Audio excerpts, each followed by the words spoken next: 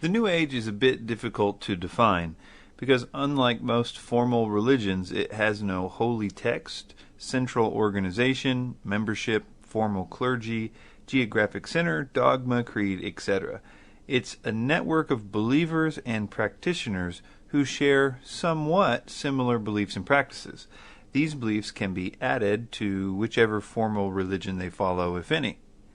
In the last 10 years, the New Age has shifted out of the counterculture and into the mainstream of society.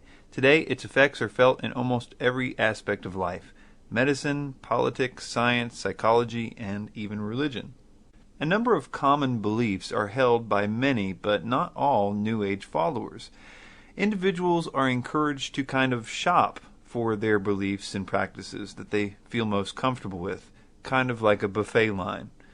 Some of these common beliefs are things like personal transformation, the idea that mystical experience will lead to transformation. Methods to attaining that include things like hypnosis, meditation. Some believe that hallucinogenic drugs are useful to bring about and enhance this transformation.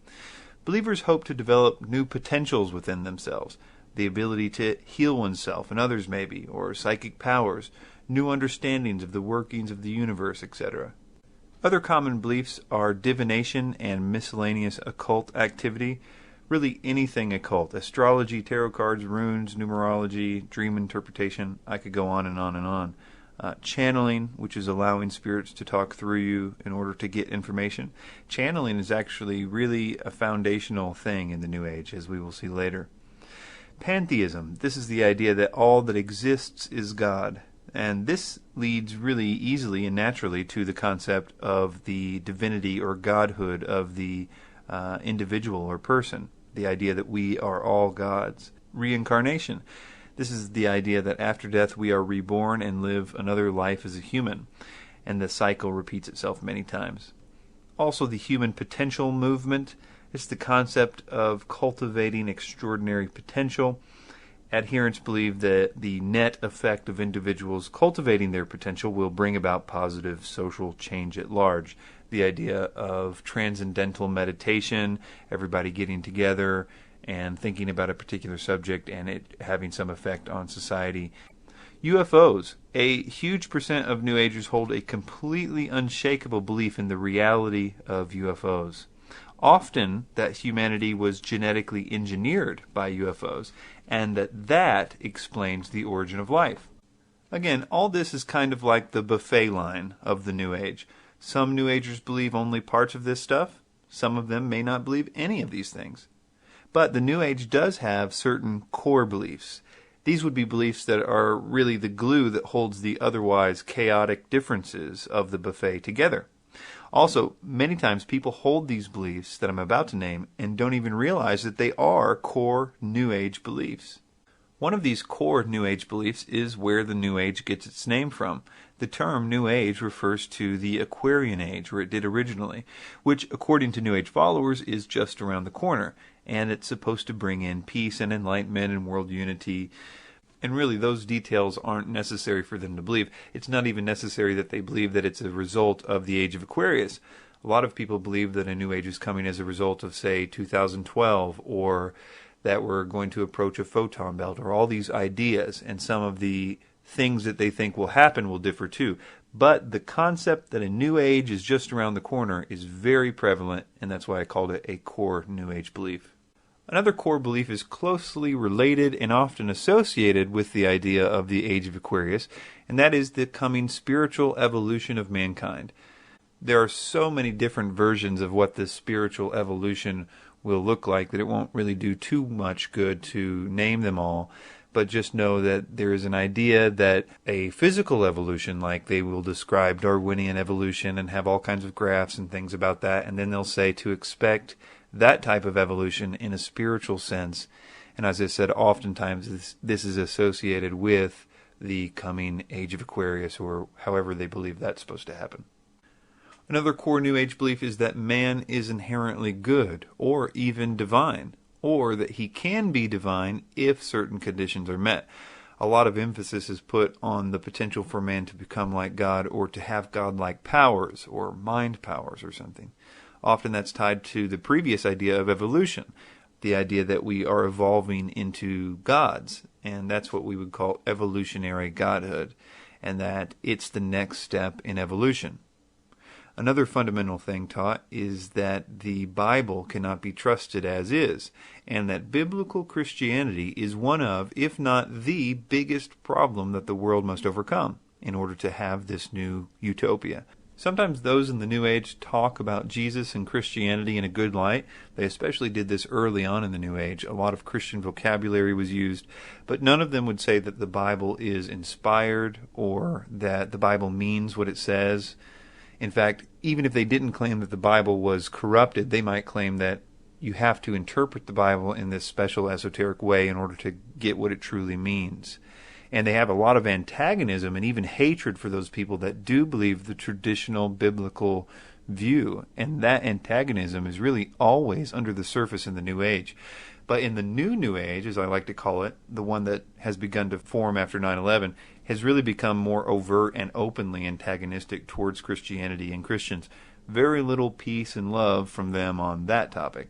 World unity or a coming utopia is always a part of it. Early on, it was Atlantis. You still hear a bunch about the return of Atlantis or the new Atlantis. There's often an economic unity involved there, a world government sometimes even a single world leader, especially within theosophy. But it's also hoped for in theosophy that that leader will unite the world into spiritual unity, that is a one-world religion. And this is one of the most talked about plans at the highest levels of those that promulgate the New Age, such as Alice Bailey. Also related to this is the term New World Order, a term which Alice Bailey used quite a lot to describe this utopia. She says that as the age of Aquarius unfolds, the New Age will develop, and that will be a utopia in which there is a world government, an end to wars, disease, hunger, pollution, poverty, and especially an end of all religions. Some form of Luciferianism. Usually this is hidden or allegorical or poetic, but it's always there. Some form of veneration of Lucifer and the characteristics that are associated with him, even if they don't believe in Lucifer. Most of the early New Age writers were open Luciferians, but nowadays this Luciferianism takes all kinds of different shapes. Usually they just reinterpret the Garden of Eden story in some symbolic way that makes the serpent in the story look good, yet they may have no belief whatsoever in God or Lucifer. For example, Michael Tsarian talks about the Garden of Eden story as if it is talking about genetic manipulation of aliens. Anyway, to make a long story short, Lucifer comes out the awesome, champion of the story, and God comes out the vindictive, evil God that was trying to keep them prisoner in the Garden of Eden. And I could go on and on about the way that Lucifer is venerated, whether it's in symbols or whatever. David Icke always talks about how the sun is going to change us in the future. Our godhood is going to come from the sun. It's just an obvious Luciferian reference there. But another one is secret knowledge. That is a really key component to the New Age. And it's the idea that if you know the right stuff, you read the right books, that there is power available for you. It's kind of this carrot on the string, and humans are just really, really vulnerable to this type of seduction, that there is a secret knowledge out there. I know when I got into the New Age, it was this idea that there was a secret knowledge that they knew about, and if I learned it, I could have all this power. That really got me on the road to all kinds of New Age and occultism and things like that. Okay, so in this talk, I'm going to be giving you a presentation essentially of my opinion on the purposes of the New Age movement from the satanic perspective. And I say it that way because the New Age movement has no headquarters. There is no agenda from the top in a physical sense. But I do believe that there is an agenda, and in fact a very methodical agenda, but it is one from a spiritual perspective. And it is essentially enforced and maintained by spiritual beings, kind of a hierarchy or a type of military system that does in fact go to the top. And that's what I would say the eye of the pyramid is in fact Satan himself. So what is the agenda from that perspective? Short term, it's to get well-meaning people to open doors of demonic influence in their lives by practicing the occult. I've got a video out there called Demystifying the Occult, where I talk about why practicing the occult opens you up to demonic influence and things like that. So the short term, the New Age is getting people to embrace the occult. Long term, it's to prepare the world politically, psychologically, and spiritually for the Antichrist and his attempt to cause the world to worship him. Now, this not only includes preparing minds and acclimating them to the spiritual prerequisites, but also a physical building up of the control grid, the system, the New World Order of control that will be able to terminate, to kill those that refuse to worship him.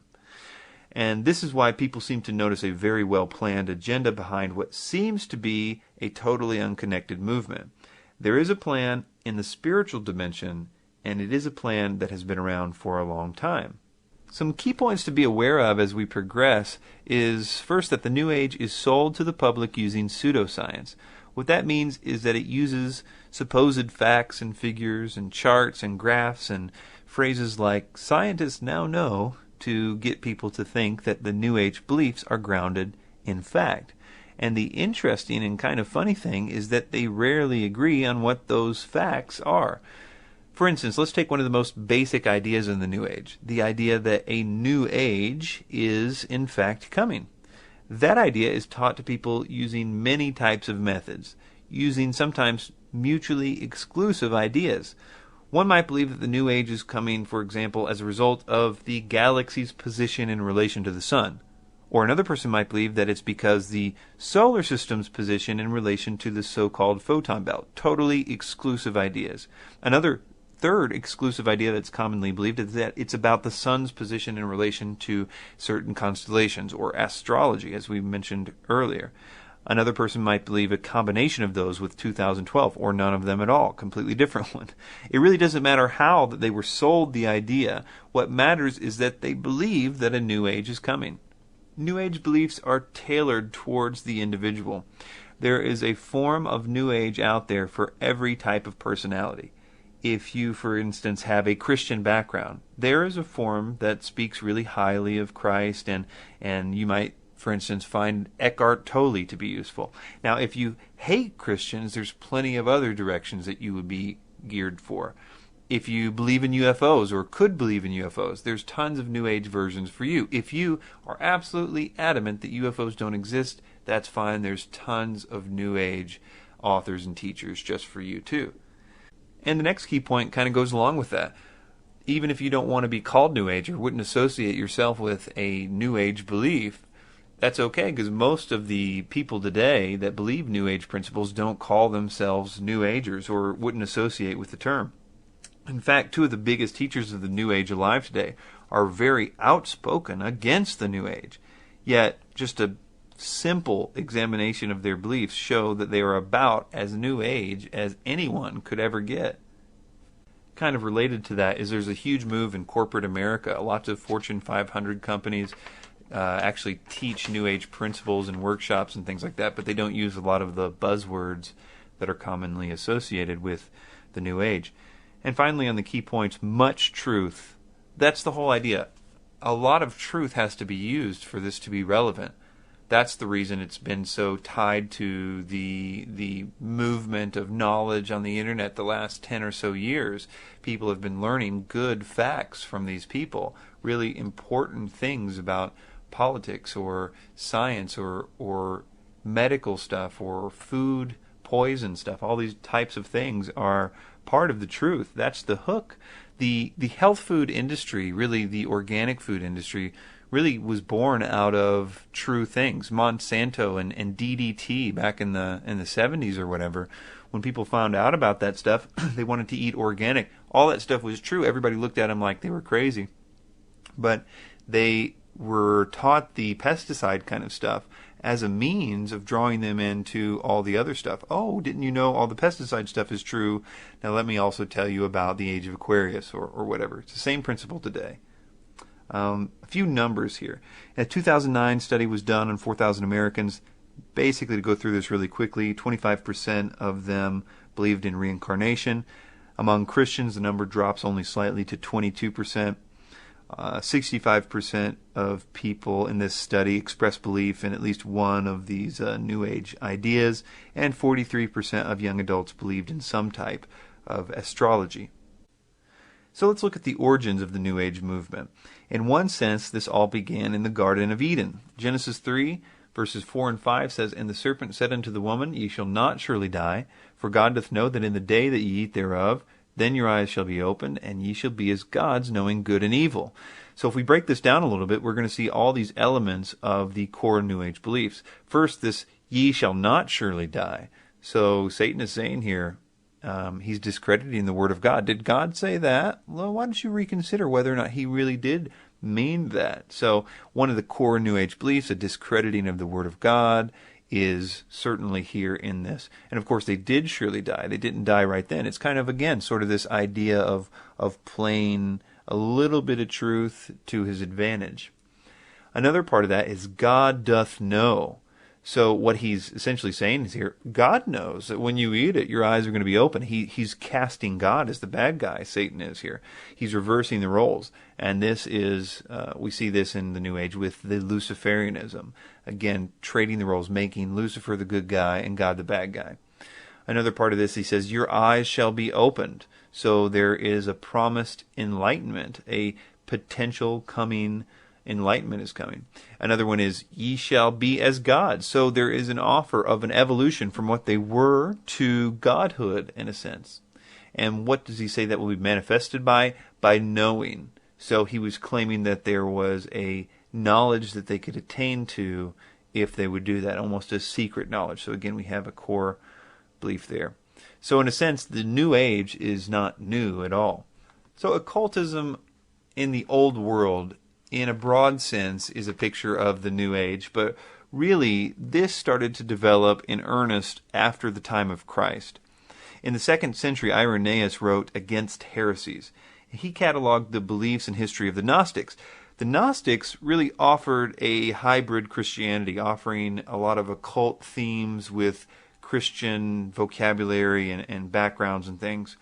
And that idea sort of stayed with the Gnostics for some time, but the idea of incorporating biblical vocabulary is really at the roots of the modern New Age movement. In the 1700s, the Christian mystics like Emanuel Swedenborg arrived, and that's basically occultism with Christian vocabulary, as I said.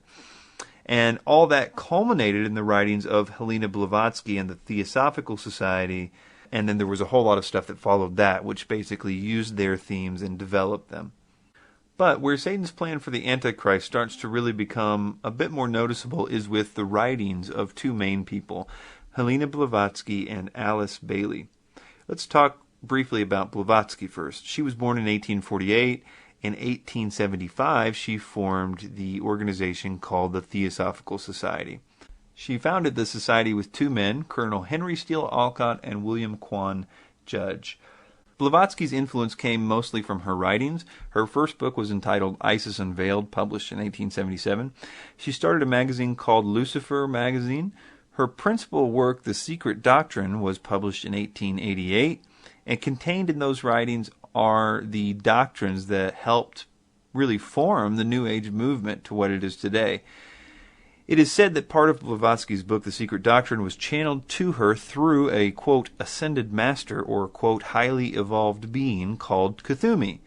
This being apparently spoke through her, and belief in these ascended masters who communicate with humanity is very crucial when studying and trying to understand the New Age. As we will see, the New Age doctrine was entirely given to us by spiritual beings, which I would argue are biblical demons, and do put forward that argumentation in my video, David Icke Debunked. Then in 1880, Alice Bailey was born. She really emphasized the need for humanity to make a one-world government and a one-world religion for this theosophical Age of Aquarius idea. Alice Bailey formed the Lucifer Publishing Company in 1920. In 1922, she changed the name to Lucius Trust.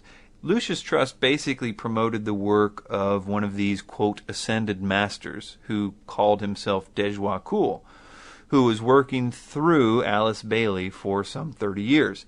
This demonic force wrote volumes of material through Bailey, and those writings serve as the basis for all New Age thought. I mean, I almost can't be more emphatic about that. Almost every tiny little New Age concept can probably be tracked back to something in her extensive writings. But her writings are very cryptic, and they almost need a dictionary of terms in order to understand what she means by certain things. And almost no New Ager reads her work. What has happened is that the New Age gurus spend the time reading her work, and then they teach the concepts that she teaches to their followers, filtered through their own personal beliefs and eliminating all the references to New World Order and the World Teacher and all this stuff. Again, the New Ager does not need to know where this stuff comes from. They just need to believe the basic principles.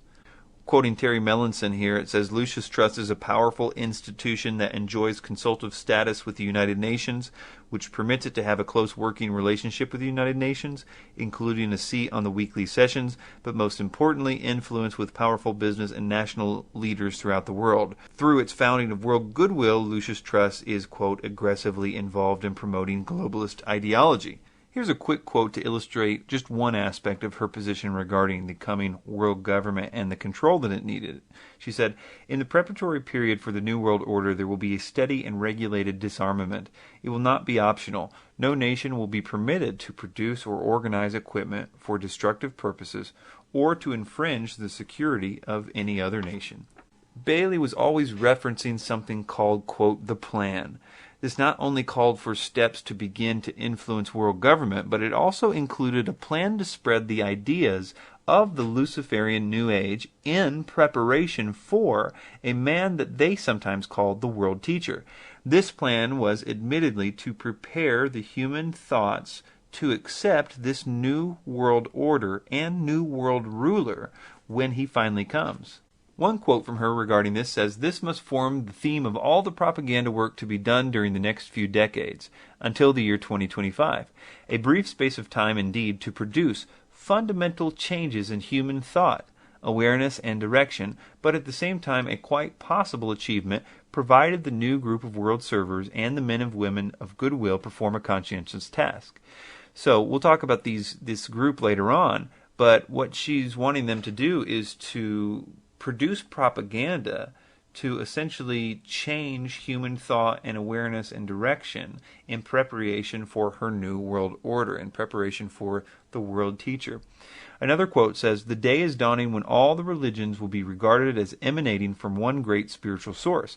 All will be seen as unitedly providing the one root out of which the universal world religion will inevitably emerge. Then there will be neither Christian nor heathen, neither Jew nor Gentile, but simply one great body of believers gathered out of all the current religions. So you can see that she intends to produce propaganda to get the world to think the way that she wants them to think. I want to point out, by showing the Luciferian roots of theosophy, that it is their intense veneration of Satan and Lucifer and their hatred of God that I think makes it not all that unlikely that they could be used to promote this very important satanic aspect that is preparation for the Antichrist, because they were so given over to it. Helena Blavatsky writes that it is but natural to view Satan, the serpent of Genesis, as the real creator and benefactor, the father of spiritual mankind. She has a lot of quotes like this, but I'll just read a few of them. She also writes that Lucifer is the Logos in the highest. She writes that Satan is the God of our planet and the only God.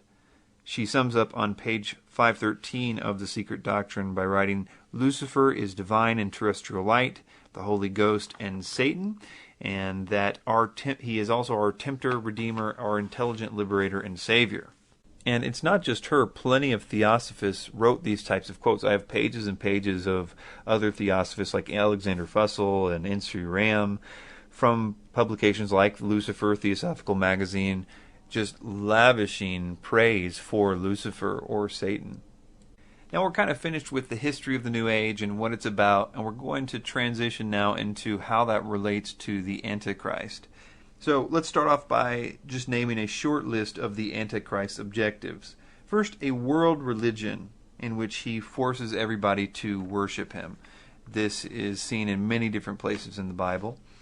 Also, a world economy and bureaucracy that requires submission to him. Not just any economy, but an economy that is essentially predicated on submission to him. We see this with, among other things, the mark of the beast. No one can buy or sell unless they have it.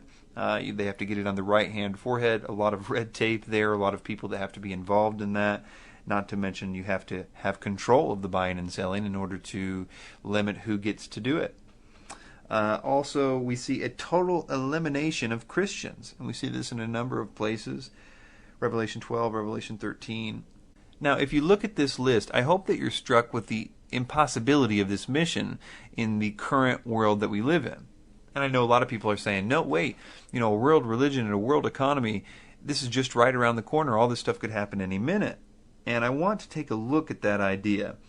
We would say, okay, let's say, for instance, with the world religion, the ecumenical movement is the precursor for the Antichrist world system, or perhaps, Muslim extremism is the new coming world religion. And I agree that some of that has a part in this. We're still a million miles away from an ecumenical movement or anything like that that's going to cause everybody to worship a one world dictator as if he is higher than God himself. No ecumenical movement of the Catholic Church or no Muslim extremism is going to cause people to freely and desire to give their worship to a single man. We are a million miles away from that happening. If Muslims come over here and try to kill us all with the sword and try to get us to convert at sword point, that doesn't explain so much of the Bible, which seems to suggest that much of the world is seduced and desires very much to be a part of this new system. Something significant is being told about in these passages, something different than what we're seeing. You might say also in the same idea that the world economy is right around the corner. I mean, all this stuff is going to, one world currency and all this stuff, and I would say, yeah, maybe that is. It could easily happen very, very soon, but not a world economy that requires you to pledge your allegiance to one man and to give one man your worship.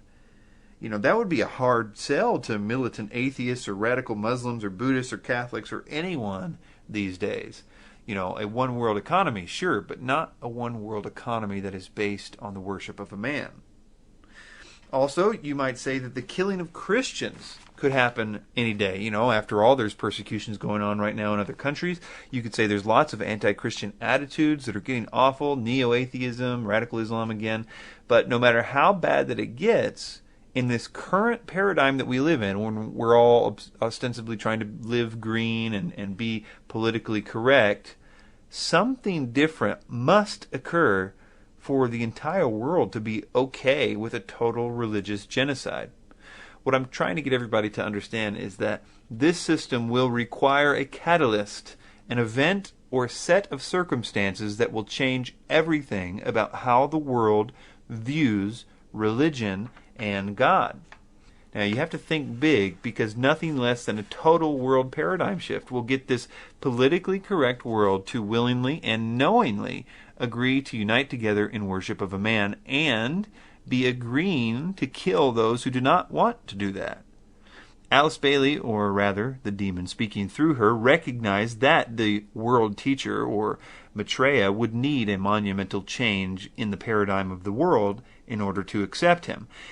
Although she had a huge system called the Plan, which we'll talk about in detail later, to prepare the world for this world teacher, she also recognized that ultimately, in order to make it work, it had to come on the heels of some type of tremendous chaos.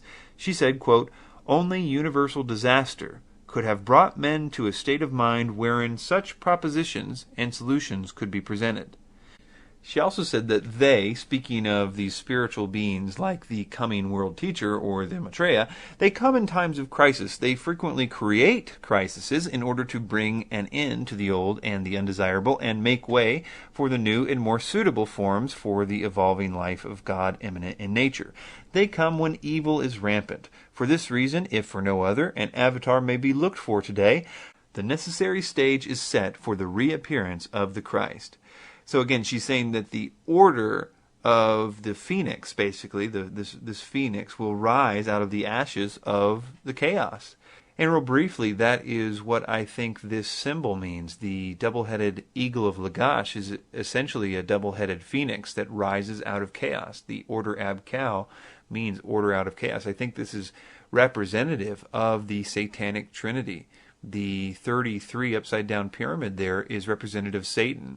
And Satan, as it says in the Bible, gives his authority to this beast.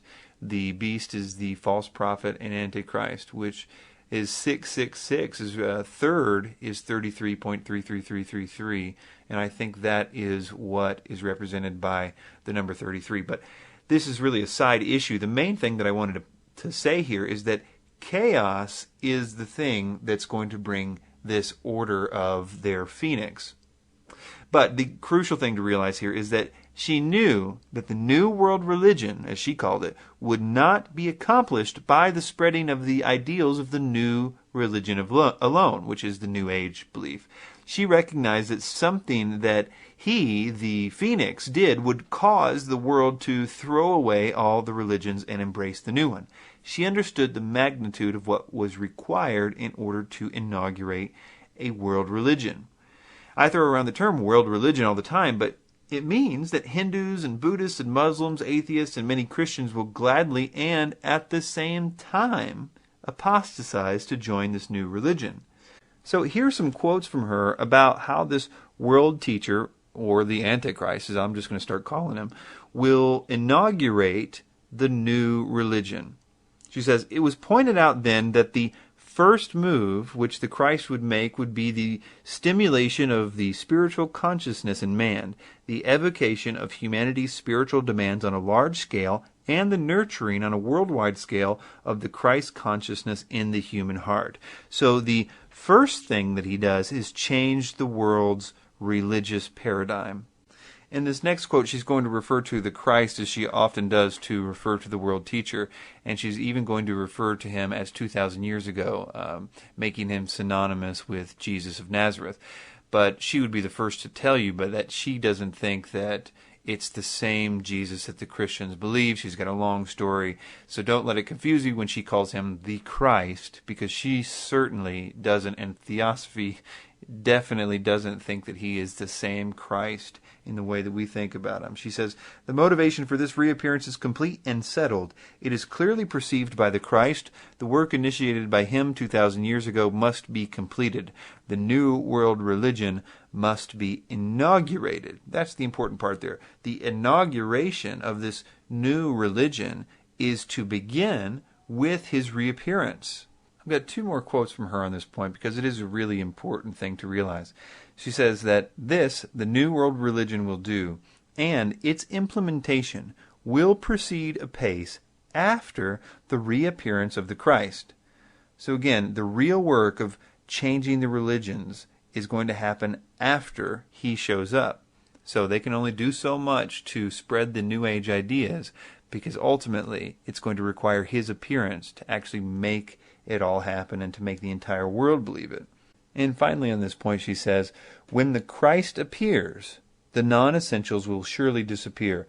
The fundamentals of faith will remain, upon which he can build that new world religion for which all men wait." So his appearance is essentially the foundation from which the new world religion will be built. Now, although the world teacher was needed to actually empower this religious system, Bailey by no means planned to sit idly by and wait for it to happen.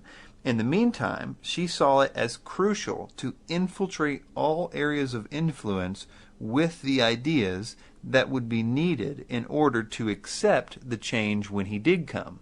She says the present world order, which is today largely disorder, can be so modified and changed that a new world and a new race of men can gradually come into being. Renunciation and the use of the sacrificial will should be the keynote for the interim period after the war prior to the inauguration of the new age. So she's saying that the mindset must be modified and changed in order to achieve this new race of men, this new world. Another quote that we've already read, and I'll try not to do this again, but this one is really important for this idea that she is interested in the propaganda of changing people's minds about this. She says this must form the theme of all the propaganda work to be done during the next few decades until the year 2025, a brief space of time indeed to produce fundamental changes in human thought, awareness, and direction, but at the same time a quite possible achievement provided the new group of world servers and the men and women of goodwill perform a conscientious task. Now, besides all this propaganda work, it also becomes clear in her writings that there's more than just preparing the world in this religious sense for the Antichrist. There's also a very complex plan to prepare the world for a world government. Now, this quote is from the Lucis Trust website, and it's from the so-called purposes and objectives of an organization called World Goodwill, which is an accredited non-governmental organization with the Department of Public Information of the United Nations. It says, when the world teacher and present head of the spiritual hierarchy, the Christ, will reappear among humanity to sound the keynote of the new age, there are millions of mentally alert men and women in all parts of the world who are on rapport with the plan and work to give it expression. They provide opportunity for cooperation with the spiritual evolution of humanity. There is no group so likely to ensure that humanity achieves this most difficult goal as the men and women of goodwill, requiring only courage to initiate action to prepare for the New World Order. So part of this preparation for the New World Order, according to her, is to build up a United Nations or an international body that can form a world government. And she also says that it's needed in order to prepare for his appearance. She says, first of all, he will come to a world which is essentially one world. His reappearance and his consequent work cannot be confined to one small locality or domain unheard of by the great majority, as was the case when he was here before. So she's saying that he needs a system built up for him before he will appear, and clarifies that in this quote when she says, his disciples in every land know that he will reappear when they have done the needed preparatory work. She talks a lot about the need for building up the United Nations. Keep in mind when I read this next quote, this was written just a year after the United Nations was founded. It says, when the United Nations has emerged into a factual and actual power, the welfare of the world will then be assured. We are attempting to do it on a vast scale, and this in spite of opposition, an opposition which can only temporarily succeed. These things are the things which the hierarchy, in its already successful procedures, is aiding and will continue to aid. So she's saying that there is opposition to the United Nations growing, but the spiritual dimension is helping them out. So she always talks about the people that will put forward this agenda, whether it's the propaganda work and preparing the minds of people, or whether it's the actual on-the-ground forming of the world government. She always calls them the new group of world servers, sometimes the men and women of goodwill. So here's a few quotes from her about them. Members of the new group of world servers and the men and women of goodwill must be sought for in every department of life. They will be found among the adherents of all the current ideologies and in political and scientific circles, among the world educators and philanthropists, among the creative workers, the industrialists, in ordinary homes and in the ranks of labor. I, Master Dejoicoul, call on all men and women of goodwill in the world to study the principles of the New World Order. Another quote says, they will thus create world public opinion, which will be so forceful and so outspoken on the side of human welfare that leaders, statesmen, politicians, businessmen, and churchmen will be forced to listen and comply. Steadily and regularly, the general public must be taught an internationalism and a world unity which is based on simple goodwill and on cooperative interdependence. So this system works in such a way that there doesn't need to be any real physical human organization that sends out orders. Workers in the new group of world servers, for instance, don't need to know that that's even what they're doing. The thing that makes this work is that the orders are not coming from Lucis Trust Publishing Company or anything like that, but rather from the so-called hierarchy. In other words, these spiritual beings that so many people in the New Age are involved with. In fact, most of the current New Age gurus claim to be in contact with some kind of spiritual beings, whatever they think that they are. And that's why the New Age is crucial. A lot of people right now are being seduced into getting into the occult because they think it's, going to lead them to spiritual transformation or something. But the occult activities are opening up doors to these spiritual beings. It's kind of a step-by-step process. First, they blow their mind with whatever paradigm-shattering stuff that they have. The people then get into the occult. The occult stuff then opens doors to the spiritual beings. A certain percentage of those people will then begin to communicate with those beings, and those beings' agenda is to set up the world for the Antichrist system, whether it's preparing people's minds or whether it's putting different things in place for the actual governmental system. Communicating with these spirits, or channeling, is really the foundation of the New Age. Some of the most famous names in the New Age movement claim not just to have spirit guides, but that those guides are the ones feeding them some of, or if not all, of their information. And we've already seen with the two people who were really the foundation of the New Age, Helena Blavatsky and Alice Bailey, how they both were in contact with so-called ascended masters or spiritual beings that they believe to be highly evolved. But we see the same pattern over and over in the New Age. A Course in Miracles is a really famous New Age book written by Helen Schumann. It was channeled, and she didn't even want people to know that she was involved with the channeling until after her death. The entity claimed to be Jesus, but she referred to the entity as it. She said it always resumed dictation precisely where it left off. Shirley MacLaine, who was really instrumental in popularizing the New Age in the 70s, her spirit guide was named Ramtha, and she channeled Ramtha through J.Z. Knight. J.Z. Knight is the woman behind the Ramtha cult that produced the hit pop movie, What the Bleep Do We Know? That was all put together by J.Z. Knight, and she's channeling Ramtha actually throughout the course of that movie. Also, Conversations with God, a guy named Neil Donald Walsh. According to the title, it's God that was speaking to him, but the method was also channeled. He said it was like taking dictation. Really quickly on Neil Donald Walsh, in a section of his book, he thanks a guy named Robert Mueller, who was instrumental in the United Nations in setting up all these programs like UNESCO, the World Core Curriculum program, where he basically told people how to teach their kids. That whole program was dedicated to Alice Bailey and Dejwa Kool specifically. He said that's the principles in which his legislation was guided by. So really interesting connection there to Neil Donald Walsh and Alice Bailey. Aleister Crowley wrote the Book of the Law. He attributed that particular book to a spiritual being named Hiawas. Edgar Cayce, Levi Dowling, both the Akashic Records or the Universal Mind. The Seth material, very seductive set of material written by, as you would guess, Seth. It's actually pretty sad. The lady who was forced to write this by this entity, really, it destroyed her life. It's a very sad story about this entity and basically taking control of this woman. David Icke also has spiritual beings that, when you really look into it, and I detail this a lot in David Icke Debunked, that really control all the information that he gives people. And the sad thing about it is he never questions who these entities are. He literally says he doesn't know and he doesn't care who they are. And we really could go on and on with this list, especially in regard to the modern New Age or truth movement. People like Jordan Maxwell and the Pleiadians that he believes he's been in contact with, or David Wilcock and the Egyptian god Ra. Or if we got started on 2012, I have a video out there called The Interesting Origin of the 2012 Theories, in which all that stuff came to us either from, supposedly Quetzalcoatl or some various names like Logos, or all these different spiritual entities essentially told the people originally to go start telling people about 2012. There's rarely anything in the modern New Age movement that we haven't been handed on a silver spoon from these spiritual entities.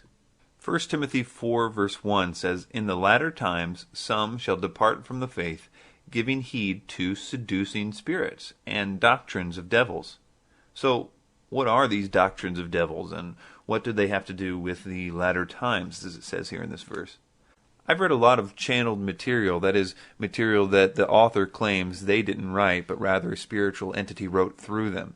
And when you read that type of material, it has very common themes. First, it's very seductive, it's very intelligent, but the themes that are there are very consistent. And I'm just going to put this list here. This list should actually look somewhat familiar to us because it's very similar to the core New Age beliefs that we looked at earlier. So here's a list of the things that are very, very common in material that comes from channeled spiritual beings. They seem to be very focused on these 5 things.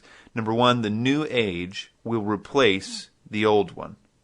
Number 2, the old age is tied to biblical Christianity, the coming evolution of humanity, that man is or can become like God, and finally a unification of the world systems. So I'm going to take a look at these one by one and show you why demons would be pushing these specific things and what purpose they might have in the Antichrist's kingdom.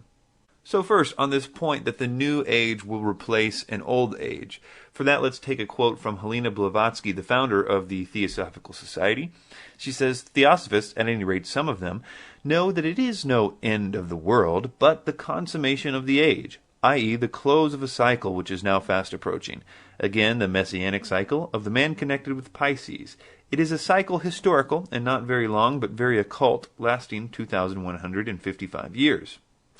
When it enters in a few years, the sign of Aquarius, psychologists will have some extra work to do, and the psychic idiosyncrasies of humanity will enter on a great change." So the main thing that I want you to get out of this is that she's saying that this new age, the one called the Age of Aquarius, will replace the old age, which she is tying to, biblical Christianity. And she's saying in the new age, all kinds of stuff is going to change. Psychologists are going to need to do all this work. So this new age will replace the old one. That's the main thing that I want you to get out of that. But we're going to have to take this opportunity real quick to debunk this fundamental idea of the new age. That is the age concept, which I will demonstrate is a very modern idea and something that no ancient person would make the claim of. But we need to really understand what she's saying there because it's a fundamental principle of the New Age that is totally wrong. So you can look at that backdrop there on the screen. You've got Aries and Pisces and Aquarius. All these are constellations. Now, you can see there on the bottom the horizon. That's the Earth, what it looks like from the Earth's perspective. Now, over a 26,000 year period, because this is changing as a result of the precession of the equinoxes or the wobble of the Earth. So the Earth wobbles and completes a wobble every 26,000 years. And as a result, the stars that we see on the horizon shift. So the concept is that on the equinox, wherever the sun breaks free from the horizon, if you're watching the sunrise, wherever that is, whatever constellation is in back of that is whatever age that we're in. And there's a lot of debate among astrologers as to exactly when we will enter into the next age and all that. But first I wanted you to understand what they're claiming when they say we're in the age of Pisces right now and we're about to enter the age of Aquarius. That's essentially how that they are mapping that age shift. Now I'm going to read to you a refutation of a woman named Acharya S., who was behind a lot of the information in the Zeitgeist films, very popular on the internet.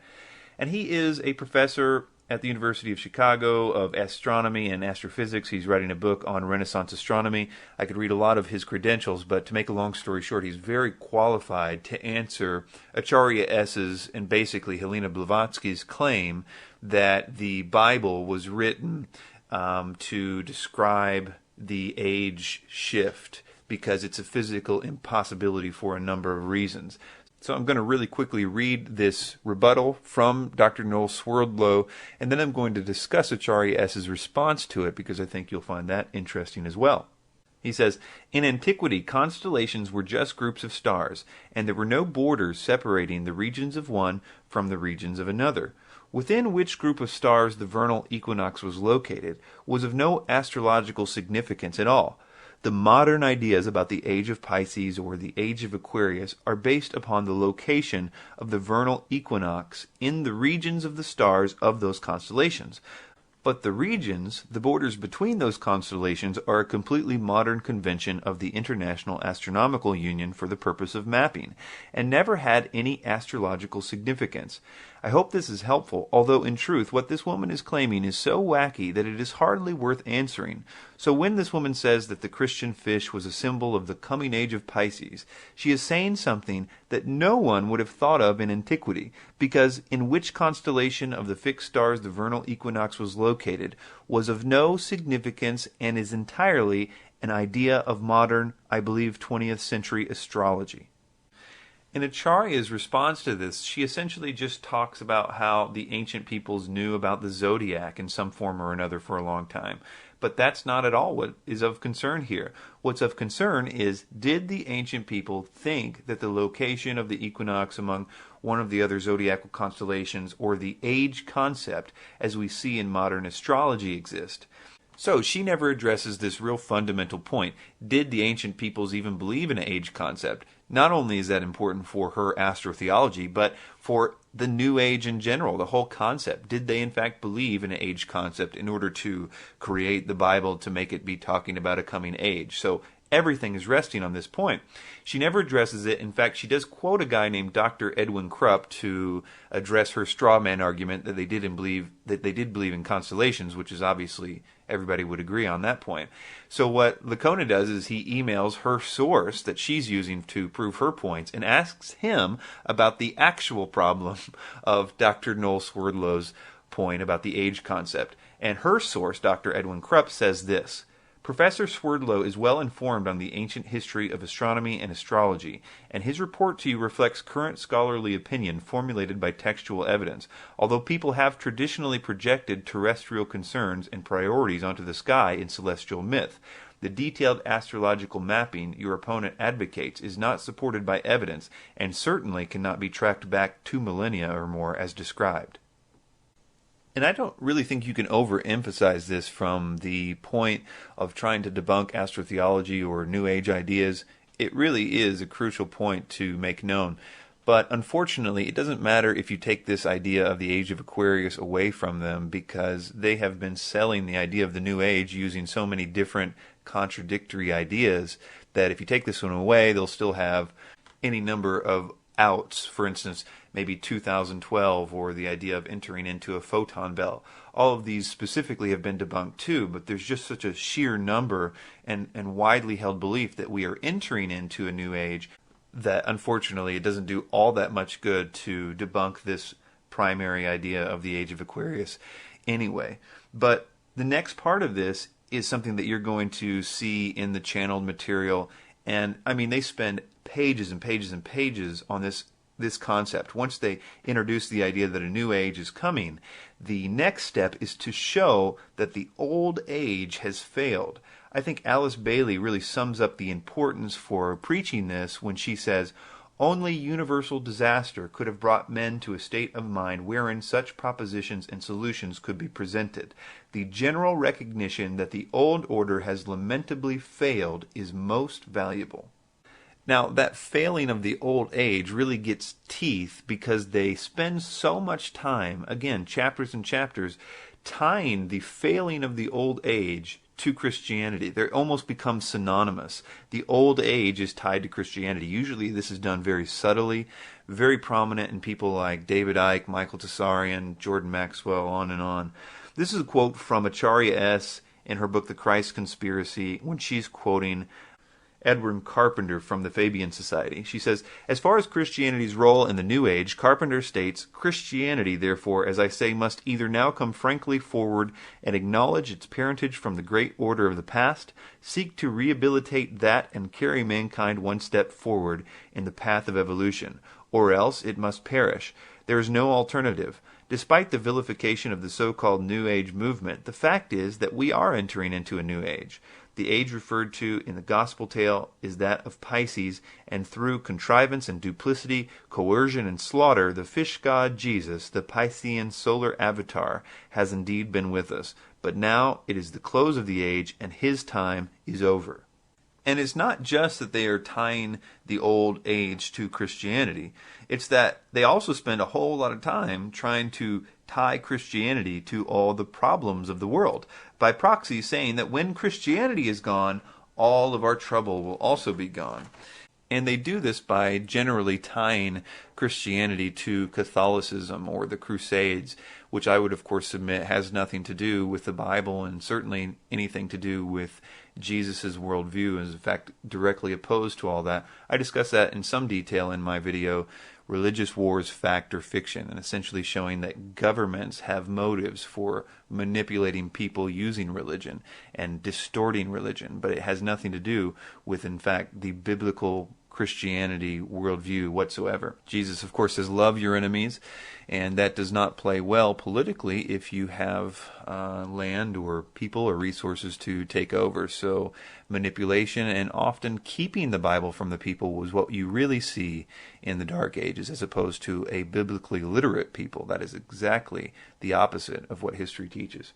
Nevertheless, Annie Wood Besant in Lucifer Theosophist magazine in April 1925 says the following: the equinox will reach the sign of Aquarius, and coinciding the great cycle of influence, we can indeed hope to put a complete end to all the influence of the past cycle, with its tyranny, slavery, war, and cruelty. This is one of the great transitional epochs, and the karma before humanity as a whole, and to every group in particular, is to reform itself from slavery, female subjection, war, and cruelty, and establish a civilization based on humaneness and interest in spiritual matters. Alice Bailey also says, our main objective at this time is twofold: to break the ancient evil rhythms and establish a new and better one. It is here that time is a paramount factor. If we can delay the crystallization of the ancient evils which produced the World War and arrest the reactionary forces in every nation, we shall be making way for that which is new and opening the door to the activities of the new group of world servers in every land, that group which is the agent of the Christ. And because of this, there is a subtle anticipation of a coming genocide of Christians. Now, a lot of them don't come right out and say it. Alice Bailey is a little more coy about it. David Icke is a little coy. Michael Tessarian is a little coy. But it's all there. They very subtly imply that it is necessary in this new change in order to deal with the people who don't want to go into the change. They're going to be holding the rest of the people back from their superpowers and the ability to have their promised utopia. And so there is subtle and not so subtle references to this in the New Age literature. Alice Bailey, in The Externalization of the Hierarchy, says, in a similar period of extreme carnage and blood, it will be fought largely, but read not exclusively, with mental weapons and in the world of thought. It will involve also the emotional realm, from the standpoint of idealistic fanaticism. This inherent fanaticism will fight against the reappearance of the coming world religion and the spread of esotericism. So she's saying that to expect this resistance from Christians of this new world religion and this new esotericism that's coming. And this is very, very prominent in New Age literature. Here are some not so subtle references to this from Barbara Marx Hubbard, who was channeling an entity in the Book of Co-Creation in the 1980 edition. And she says this: out of the full spectrum of human personality, 1/4 is electing to transcend. So 1/4 wants to join this new world religion, this new system. But 1/4 is resistant to election. So you can basically read Christians here with this 1/4 that's resistant to election, because she certainly makes that very clear in other places. She says they are unattracted by life ever evolving. Now, as we approach the quantum shift from creature human to co-creative human, so she's saying we're going to turn into godlike beings, the destructive 1/4 must be eliminated from the social body. Fortunately, you, dearly beloveds, again, this is a channeled spiritual being talking through her. She says, fortunately, you, dearly beloveds, are not responsible for this act. We are. We are in charge of God's selection process for planet Earth. He selects, we destroy. We are the riders of the pale horse death. We're going to hear more from Barbara Marx Hubbard here in a minute, but first here is a quote from David Icke from his book, And the Truth Will Set You Free. He is talking about Christians here when he says the those who follow the propaganda of the global elite and the prison warder consciousness. He's very subtle about that. You couldn't really pin him down on it, but there are many different ways you can see that he's specifically talking about those who believe in Christianity, among others, but that is certainly his primary focus. He says, others who follow the propaganda of the global elite and the prison warder consciousness will cling to the old vibration in their desperation to find security. They will become ever more vehement in their religious, political, and economic dogma. They will resist the rising vibrations if they choose that path. And this will have mental, emotional, and physical effects. These two states of being, the programmed mind and the open mind, will be more obvious with every month to those who know what is happening. So you might be getting an idea of how this could play into the false peace of the Antichrist system, but don't worry, I'm going to explain more about that in just a second. But another consistent doctrine of demons is the idea that humanity should expect an evolution very soon. Often this idea is preceded by a long explanation of regular, Darwinian type evolution, like in the case of Barbara Marx Hubbard, who we just read. That's a big part of her presentations, is explaining regular evolution and then saying that, since species evolve, we are also about to evolve into something new. But that's not always how it's done. Sometimes they say that we're not actually going to look different, but only our spirits will evolve. Others say that we will actually be changed into light beings and no longer exist on the physical plane. All kinds of variations about that. So I mention all that just to show you that it doesn't matter how you come to believe that a spiritual evolution is coming. What is important is that you believe it. And another aspect of that is that this spiritual evolution is supposed to be based on your religious preferences according to them. We just read all those quotes where it was saying that, these certain people, they will choose not to evolve, and the reason is because they were stuck in the old system. They were too brainwashed by the old system. So that's code for these Christians wouldn't give up their Christianity and wouldn't join the utopia and therefore become the world's greatest enemy. I want to quickly point out why the Christians won't join this new utopia, even if it looks really, really good and really solid. The reason why it's specifically Christians is because it was specifically Christians that were warned about this false utopia that will pretend to be good and look good and everything about it will seem good, but they have been warned that it isn't good. And that's a criticism that people often say about Christians in the Bible. They will say, well, the Illuminati wrote the Bible because they want to get everybody to believe that it's the return of Christ. And so they'll essentially, think that the New World Order is good. But that explanation makes no sense if you've actually read the Bible and understand prophecy. What it's saying is, yes, Jesus is going to return, and before that, Armageddon and everything happens. But before that, there is going to be a false utopia, a false peace, a false world government, a false world religion forced on everybody, and to resist it at all costs because it isn't what it seems. That's the element that people seem to forget when they're putting that charge on the Bible and saying, well, the Bible was written by the Illuminati. If it was, then it's the most ridiculous thing for them ever to do because it is essentially the most anti-New World Order document on the face of the planet. So getting back to this idea of the spiritual evolution of humanity and this new system, the idea is that every good thing is going to be possible in this new Atlantean system. All wars are going to be over, all the people are going to live in peace, and as a bonus, everyone's going to have superpowers as well. David Icke literally quotes a demon at the end of every one of his lectures. This quote is pretty much indicative of a lot of the channeled information, but I just wanted to read it to again solidify the mindset that's being taught here. He says, in 1990 I experienced this, and it stood the test of time in my experience. It says, my own allegiance to your planet goes back to the Atlantean period. As the energies around your planet quicken, so these latent energies. These energies that were withdrawn were now being phased back in. They will gradually be awakened as the consciousness level of your planet raises itself. Those of you who are working together to raise your consciousness, you will be able to hold more and more refined vibrations, and the energies themselves contain the knowledge which is beginning to surface again in your consciousness. Many of you will remember the Atlantean times. You will remember you communicated with, say, dolphins and whales. You understood these sentient creatures. You could levitate. You could manifest things. You could cause spontaneous combustion, not by miraculous means at all. Once you know what you're doing, these things follow. It is a matter of order. Now I am looking at a time on your planet when these energies are reawakened and reintegrated into your consciousness. And here's a few more quotes about this idea that the evolution is only going to affect those who can agree with the new system. Here is Barbara Marx Hubbard again. She says, "The end of this phase of evolution shall come. All will know their choice. All will be required to choose. All who choose to be natural Christs will be guided from within as to how to proceed. All those who choose not to evolve will die off. The kindergarten class of the earth will be over."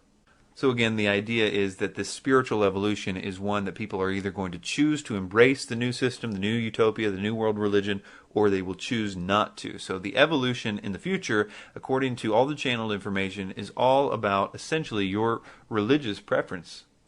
In fact, there's a lot of suggestion in this channeled material that everyone else's evolution and their superpowers, etc., are being held back by those who are still holding on to the old age. So the Christians or the people that are choosing not to evolve into this new system are going to prevent the other people from getting their evolution.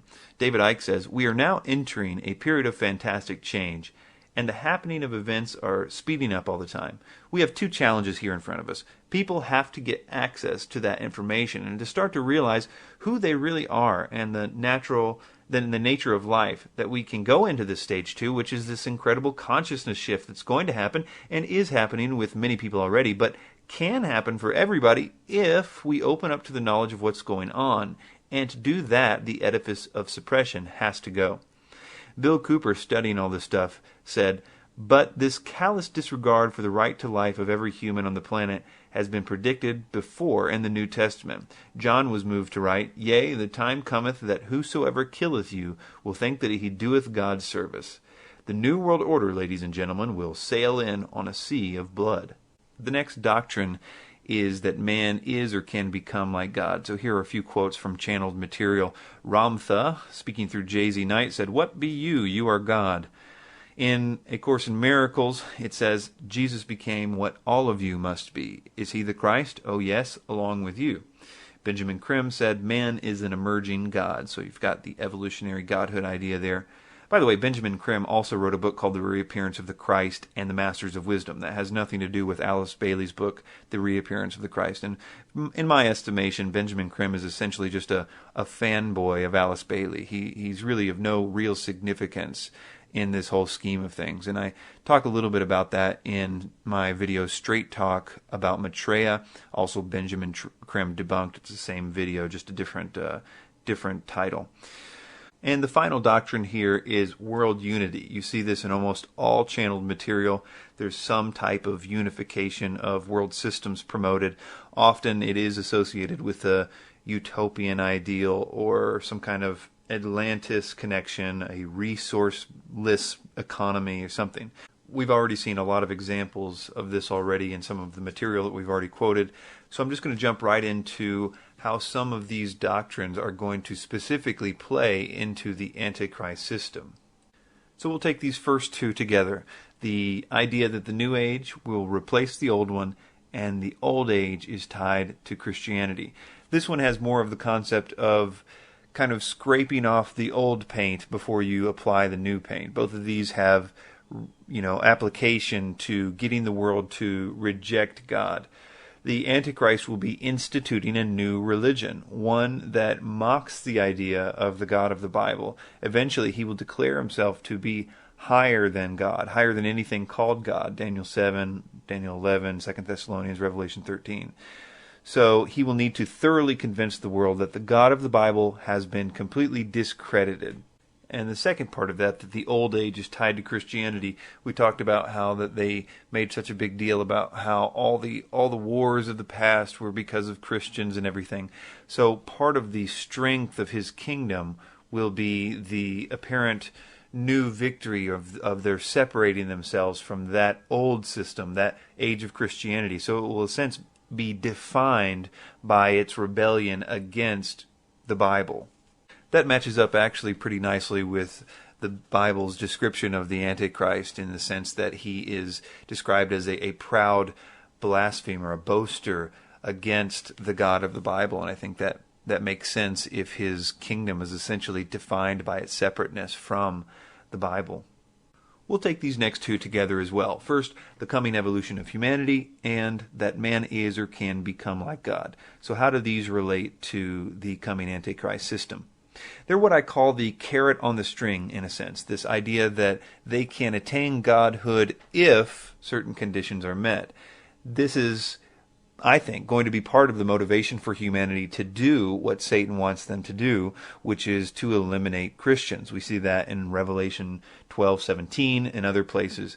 He needs a politically correct modern people to do this for him, to carry out this genocide. I think we've seen this beta tested in Germany in the 1930s. Germany was a pretty progressive place in the 30s, but they got normal people to get on board with a genocide. And they did it really based on the idea of this coming evolution. The idea that they were helping the world evolve by eliminating the unfit. And I don't have time here to go into the Nazi belief in theosophy or the so-called Atlantean fifth root race that was believed in by Hitler and Himmler and all that. But I do detail that a little bit in my video, David Icke Debunked. But let's just say that this idea of getting people to be on board with a religious genocide has been beta tested, and it worked. Except next time it's going to be on a much bigger scale and far worse in its severity. And this last one is easy. Almost all the descriptions of what the Antichrist will do in the Bible require a physical world unified system. From implementing the mark of the beast system and governing of the buying and selling, the Antichrist will try to change the set times and laws, Daniel 7. He's going to need manpower and a police state structure to carry out the genocide. It says that the Antichrist will gather the kings of the earth and their armies together to make war against Jesus Christ as he returns, Revelation 19. Plus, Revelation 13:7 says quite plainly that the Antichrist will rule every tribe, people, language, and nation. You may remember earlier that I mentioned that something big would have to happen in order to change this world as it currently is into a world that would gladly do these things. I mean, a world economy, sure, might be right around the corner, but not a world economy which forces everybody to pledge their allegiance to a particular man, or, there is anti-Christian sentiment out there, but not anti-Christian sentiment that will lead to all the world deciding to kill all Christians. So something big is needed to happen, and I'm going to propose how this could be done. There are surely numerous ways that could happen, but I want to share with you a way that I am personally convinced that it will happen. Although, listen, I want to stress this. I am not dogmatic about it. I wouldn't be surprised if this all came together in a completely different way, but I do feel that I should share how I think this paradigm shift could happen. I think it could be done with an alien or UFO deception. Again, deception is the key word there. I'm not proposing to know what form this deception will take. It could be a number of options, like aliens, supposedly showing up, stepping out of craft, landing on the White House lawn kind of thing. Or it could be some sighting of craft, perhaps hovering over different cities like we've seen in different movies. It could be some discovery on Mars or another planet, or some other quote-unquote proof of life on other planets. It could be some archaeological discovery, perhaps in or around the pyramids or something similar to that. It could be a holographic event, which, of course, the technology of which is apparently available anyway. It really doesn't matter. The effect of any one of those things would be the same. And it's the effects of this proposed event that I want to talk about. It should be noted, as I've explained many times, that I do not believe that what people experience as alien abductions are actual aliens from other planets. Here's some quotes from some interesting people. Interesting because they are, members of the military or really heavily involved in the study of UFOs, but they're not necessarily Christians. Some of them obviously not Christians, but they have studied the UFO phenomenon in depth. The first one is from Arthur C. Clarke. He says, one theory which can no longer be taken very seriously is that UFOs are interstellar spaceships. George Crichton, in a 1992 Flying Saucer Review policy statement, says, there seems to be no evidence yet that any of these craft or beings originate from outer space. Lynn Cato, in an Air Force document, says, a large part of the available UFO literature is closely linked with mysticism and the metaphysical. It deals with subjects like mental telepathy, automatic writing, invisible entities, as well as phenomena like poltergeist and ghost manifestation and possession. Many of the UFO reports now being published in the popular press recount alleged incidences that are strikingly similar to demonic possession and psychic phenomenon. Dr. Pierre Gurin says UFO behavior is more akin to magic than to physics as we know it. The modern UFO-nauts and the demons of the past are probably identical. John Keel says the UFO manifestations seem to be, by and large, merely minor variations of the age-old demonological phenomenon. Trevor James in Flying Saucer Review says a working knowledge of occult science is indispensable to UFO investigation. Whitley Strieber, who is probably one of the most famous UFO abductees, in his writings describes the evilness of these entities and that they had to be demons. There's so many quotes from him on this. Of course, nowadays he's very, very new age in his belief, and he sort of backtracks from a lot of the things that he said originally about that. But I think that the best evidence of all is the fact that certain people that have experienced a so-called alien abduction have reported that when they called out to Jesus, the attacks totally stopped. And it didn't matter if they thought they were on some spaceship being tortured or whatever, they were immediately back in their bed. Oftentimes, the people experiencing this are people that have been heavily involved in the occult or magic. In fact, Whitley Strieber in his early books were all about that theme, the occult ideas and magic and things like that. There are a few other reasons why people begin to get this, but the large majority of them have opened up doors in their life by practicing magic in some way. I personally know the people involved with a ministry to help people who experience these attacks, and they now have hundreds and hundreds of testimonies of people on their CE4 research group website.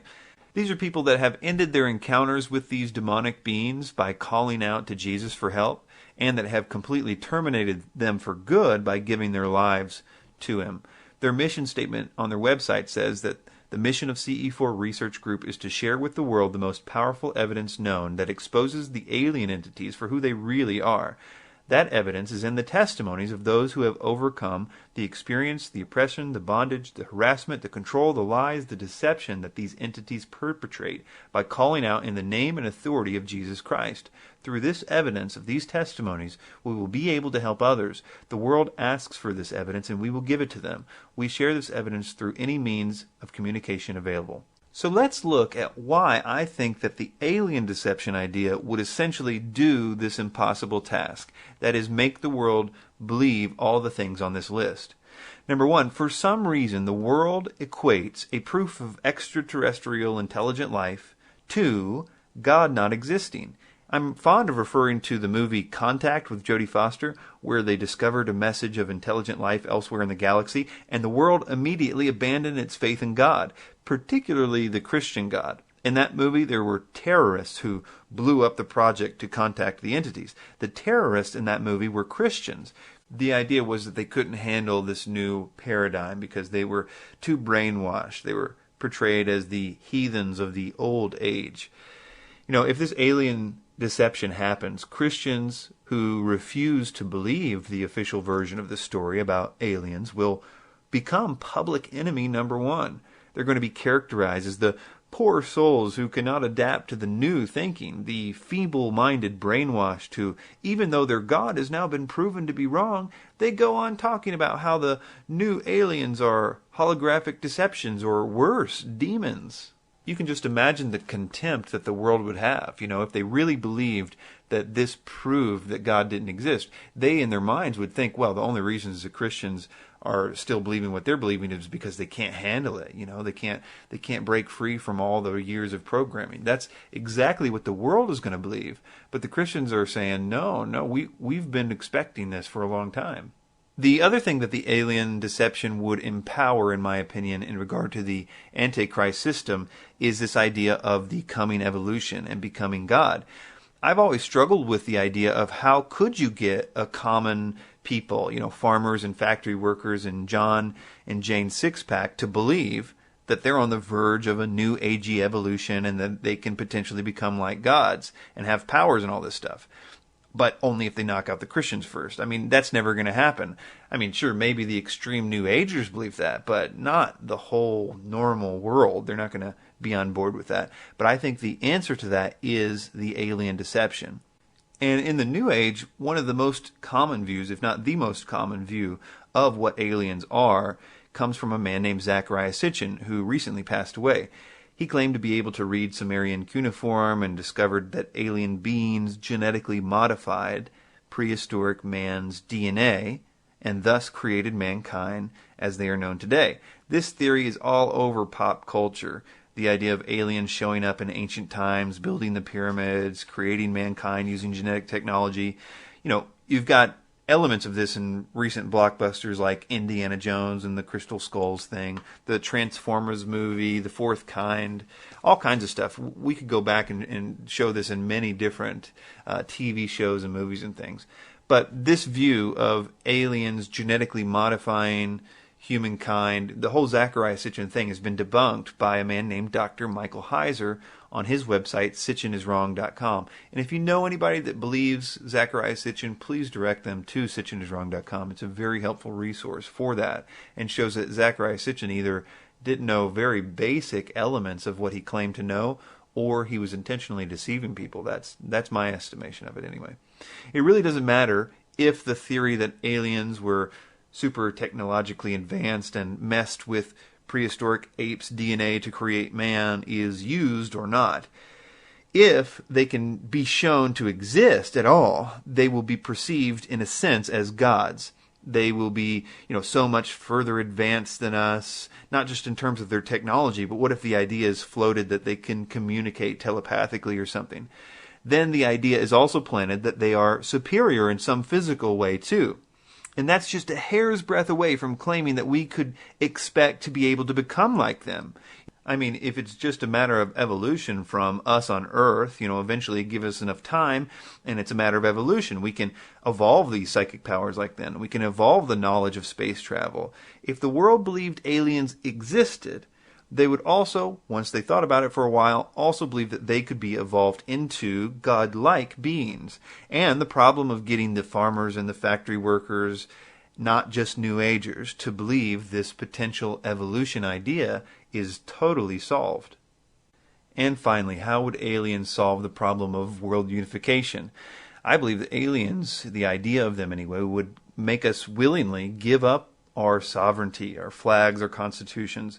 We would believe ourselves to be part of a new galactic family. We're Earthlings, not Americans and Egyptians or whatever. It would make national sovereignty totally obsolete. There's this famous quote from Henry Kissinger in 1991 that says, "Today America would be outraged if UN troops entered Los Angeles to restore order. Tomorrow they will be grateful." This is especially true if they were told that there were an outside threat from beyond, whether real or promulgated, that threatened our very existence. It is then that all peoples of the world would plead to deliver them from this evil. The one thing that man fears is the unknown. When presented with this scenario, individual rights will be willingly relinquished for the guarantee of their well-being, guaranteed to them by the world government. And President Ronald Reagan had stated that if we were attacked by a power from outer space, then the world would unite into one. 1985, he told Mikhail Gorbachev at the Geneva summit meeting that I couldn't help but say to him just how easy his task and mine might be in these meetings that we held if suddenly there was a threat to this world from another species, from another planet outside the universe. We'd forget all the little local differences that we have between our countries, and we would find out once and for all that we are really all human beings here on the earth together. And then I have other quotes here from the New York Times about essentially the same thing. So you have this outline that is, number one, part of a core New Age belief system. Number two is part of everything that has ever been channeled, part of the doctrine of demons coming from the spiritual source, telling people to teach others these same things. And those same things just happen to be the exact same things needed by the Antichrist to implement his system, which I postulate also could be empowered or put together by an alien deception.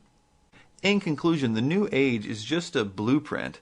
It's a blueprint that has an encoded agenda. I think that New Age, as we know it today, is growing, and it goes by many other names other than New Age. It's just a series of core ideas spread in various ways.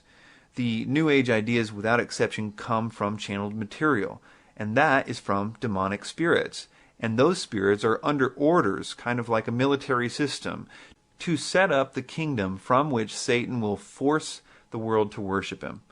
The good news is that this has all been foretold, and we know who wins. Christ is absolutely victorious in this battle of good and evil. And in light of this immensely important time and the great battle that lies ahead, I implore you to be reconciled to God through Jesus Christ. 2 Corinthians 5:21 says, He made him who knew no sin to be sin for us, that we might become the righteousness of God in him. So he made him who knew no sin. That is, Christ lived a perfect life for 30 plus years with a perfect record. He made him to be sin. That is, that God put on him your sin. If you repent, change your mind, be willing to turn from your sin. You might not have the power to do it. You might not be able to do it very well, but you must be willing to do it. And that same willingness, that same turning is also turning towards the Lord and being willing to make him the Lord of your life. So if you repent and believe this gospel, then when he looks at that cross 2,000 years ago, he sees your sins. And when he looks at you, he sees the perfect life that Christ lived. So we give Christ our sin to be punished by a just and good and loving God. And he gives us his righteousness so that we can enjoy the rightness before God that he deserved, not us. That's why it said in Romans 8:1, there is therefore now no condemnation to those who are in Christ Jesus. He will give you a new nature. It says that if any man is in Christ, he's a new creature. This new nature has new desires. You won't be perfect, but you will begin to be perfected. And it's a process that will last the rest of your life. And you're going to walk in the love and the forgiveness and the peace and fellowship with God. So lay down your rebellion. Lay down this rebellion against this King of Kings. Trust in Christ for your salvation, redemption, forgiveness, and freedom from the bondage of sin and the fear of death. Thanks for your time.